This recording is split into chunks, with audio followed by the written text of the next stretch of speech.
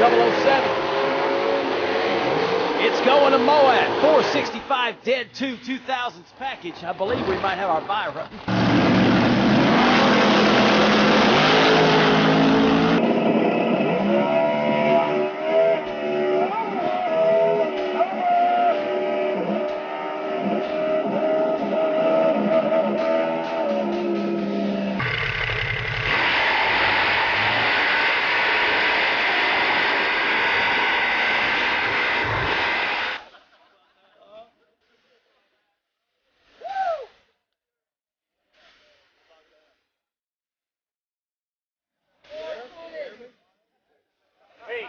Everybody, number one, here we go.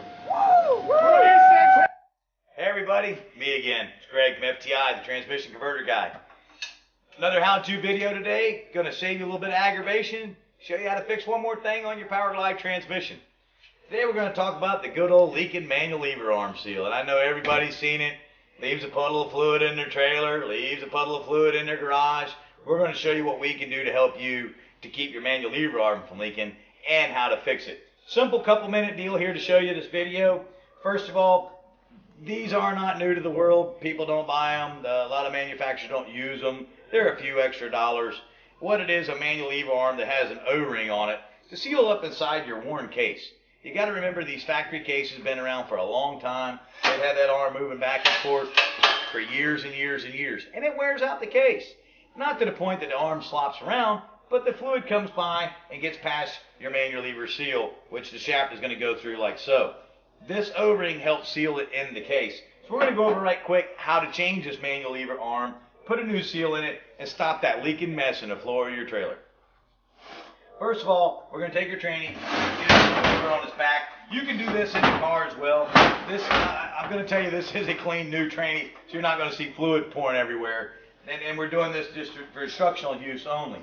You're going to remove your pan off the transmission, get it out of your pan. I just have a couple bolts holding this one on to show you. Okay, once your pan is out of the way, we got to get to what's called the rooster. And while we're here, let's go ahead and make two videos out of one. How to change your cracked rooster. These roosters, here's one right here on the bench. These roosters are prone to cracking right here around the bottom. They crack on a regular basis where the bolt goes through the rooster. And when you squeeze it too tight or you over torque that bolt, it'll bust here. Then you get the transmission that you put it in low gear, but it doesn't feel like it's in low gear. You put it in park, you have to move the shifter a little more. Good possibility you have a cracked rooster because this is what moves your manual valve, that peg right there. If this is cracked, it's going to rotate on the pin. In fact, when you put your pin in, you'll see serrations on the rooster. You want to make sure that when you put your manual lever arm in, it lines up with those serrations. And when you tighten it down, they'll all move together. All right, let's change this right quick. You can take the filter out of your way. I'll do it just so you can see a little better. I'm taking it off with electric impact. Please do not put this stuff back together with an impact gun. It's very easy to break these little corners off the valve body. Same with the bolts up here too. I don't mind you taking them out with an impact. Use a speed handle to put it. This is your alignment plate that holds your rooster into your manual valve. First, let's go ahead and get this guy right out of the way. You can leave the bolts right in it so you can keep track of it. All right, we got our plate out of the way. Now I want you to pay attention to the pin in the manual lever arm rooster and the pin going into the manual valve.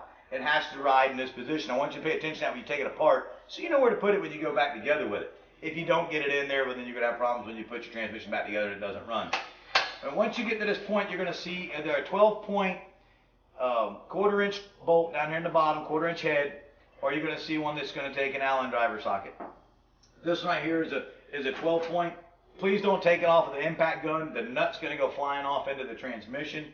You don't want to do that. Before you actually get to that bolt, let's go over the spring right here. Let's take this spring off. Either use a pick or a small screwdriver. All you simply do is lift it off this little bracket right here, and that way it keeps the pressure off the rooster. It's going to make it easier to put it. Just simply lift it off of there, unhook it off the rocker arm, and there's your spring. Pay particular attention not to lose that spring as well. Now let's loosen our bolt up. All we got to do is loosen it. It just clamps around that arm. Just loosen it a couple turns there. That's all you got to do. You should be able to hold this rooster and slide your arm out. Sometimes you got to take a little screwdriver, give it a little love, and pop it loose on the arm. While you're working the arm, it slides off there. It is keyed, so therefore it'll come right out. Now, if you'll see, this arm doesn't have an O-ring. These are the ones that are prone to leak. We're using all the ones with the O-rings now. These are also available for purchase. They're very inexpensive to stop a leak in your trailer.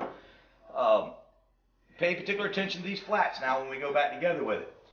Once you have your arm out of the case, we're going to go ahead and change this manual lever shaft seal on the outside as well. By changing both together, the seal and putting the O-ring style manual lever arm, you won't have any more leaks. Just simply take a screwdriver, wind it up underneath there, and pop it right out of the case. That's all there is to it, nothing to it. You want to check and make sure there's no garbage or burrs in the case. Take your new seal. It has a lip on it. One side is solid rubber, the other side has metal. The metal side goes out, lip going in. Set your seal there. We use a driver tool to drive it. You can simply use a socket, whatever you have that is the correct diameter for the seal. You don't want to bend the seal. And just gently tap it in there. You don't have to beat it in there. Just gently tap it in there until it bottoms out. Once it bottoms out, look at it. It should be uniform all the way around the seal. In fact, this one here needs a little bit more right on this one side right here. Yep, you heard it bottom out. There you go. Double check that. Make sure you have it all the way bottomed out. Now we're going to install our new pin.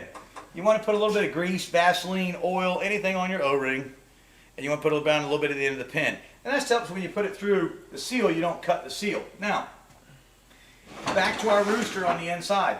We had discussed changing this rooster because of a cracked rooster. If you're going to change this rooster on the inside, you have got to pull this entire piece out like so. You won't need to do this unless you're changing the rooster for if it has a crack at the bottom. This one's not cracked. Now to simply put this back in, you have to dive it under the band pin and into the parking mechanism. Okay, so we got the rooster down in there. You have to push down on the parking pawl. You'll see it right below where you took your spring off here. And you push the park rooster through. Once it's through, you'll know that it's through. Everything lines up, and this will go back on there just like it's supposed to. Now we're ready to install the new manual lever arm with our anti-leak O-ring. This is a two-piece arm, so you can take the nut off and move your arm up or down. I just put it down for safety in this purpose. Once you slide it into the case, be careful not to tear your seal. Don't force it. Once the O-ring picks up the case, you're going to feel some tension. Now, notice I wiggled it until it picked up the serrations in the rooster that we spoke about a few minutes ago. See how it moves the rooster now? It's not all the way through. Bump your O-ring in. Get her coming on in the case. There's two sides to it. Come on in with it. There it goes. It went all the way on. Once it goes all the way on up against the flat, use a speed handle, not an impact gun. Hold it against the flat and tighten your nut. If you have an inch-pound torque wrench, I'd like to see around 110 inch-pounds of torque on this. Just torque it nice and firm. It does not have to be super tight, or again, you're going to break the bottom of the rooster. Now, if you notice, we're not lined up in our manual valve. That's something we have to do. So we need to push our manual valve up. This will move in and out of the case some. Move it in and out of the case so we can get it hooked up to your manual valve and locate the pin back inside the manual valve between these front two lenses seen here. Once you get that back in there, we're good. We need to put our guide plate back on to drive this, make sure this stays in the manual valve. Again, this just sets right on there. The rooster comes through the hole.